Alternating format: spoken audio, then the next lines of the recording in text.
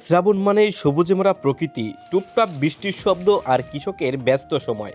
এই ব্যস্ততারই এক চিরচেনা দৃশ্য, ডাঙায় পাট তোলা। গ্রামের একদল পরিশ্রমী নারী আজ মাঠে নেমেছেন।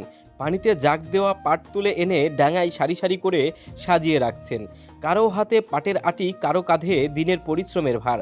তবুও তাদের মুখে ক্লান্তির চেয়ে বেশি ফুটে ওঠা আত্মতৃপ্তির হাসি।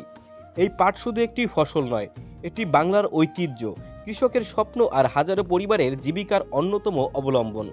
একসময় বিশ্বের দরবারে সোনালী আঁশ নামে পরিচিত এই পাট আজও বাংলার মাটির গর্ব বহন করে চলেছে। শ্রাবণের স্নিগ্ধ প্রাকৃতির মাঝে গ্রামের নারীদের এই অক্লান্ত পরিশ্রম আমাদের মনে করিয়ে দেয়, বাংলার কৃষি ও গ্রামীণ জীবন এখনও তাদের পরিশ্রম আর ভালোবাসার উপরই দাঁড়িয়ে আছে। এভাবেই প্রকৃতির সঙ্গে তাল মিলিয়ে এগিয়ে চলে বাংলার গ্রাম, আর বেঁচে থাকে আমাদের চিরচেনা ঐতিহ্য।